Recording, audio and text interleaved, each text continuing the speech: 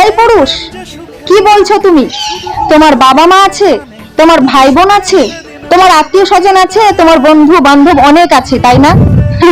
আসলে এগুলো কেউ তোমার নয়, এগুলো সবই কিন্তু তোমার চাকার। যদি আমার কথা বিশ্বাস না হয়, তাহলে তুমি যেই বন্ধুগুলোকে ট্রিট দাও, যাদেরকে পার্টি দাও, তাদেরকে পার্টি দেওয়া বা ট্রিট দেওয়া, ঘুরতে নিয়ে যাওয়া বন্ধ করে দাও। কিছুদিন তাদের পেছনে টাকা খরচ করা বন্ধ করে দাও, তবে বুঝতে পারবে যে বন্ধু বান্ধব বলে কেউ তোমার নেই। কিছুদিন নিজের কর্ম ছেড়ে দিয়ে চুপচাপ বাড়িতে বসে থাকো, দেখবে তোমার পরিবারের লোকজন তোমার থেকে মুখ ফিরিয়ে নিয়েছে। এমনকি তোমার বাবা মা পর্যন্ত তোমার দিকে ঘুরেও তাকাবে না।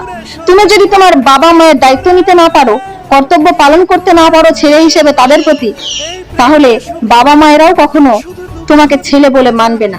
আর কি বলছো তোমার ভাই বোন? যদি তুমি তাদের পেছনে টাকা খরচ না করো, তাহলে তারাও তোমাকে একদিন চিনবে না। কি করে তার স্বপ্ন নিয়ে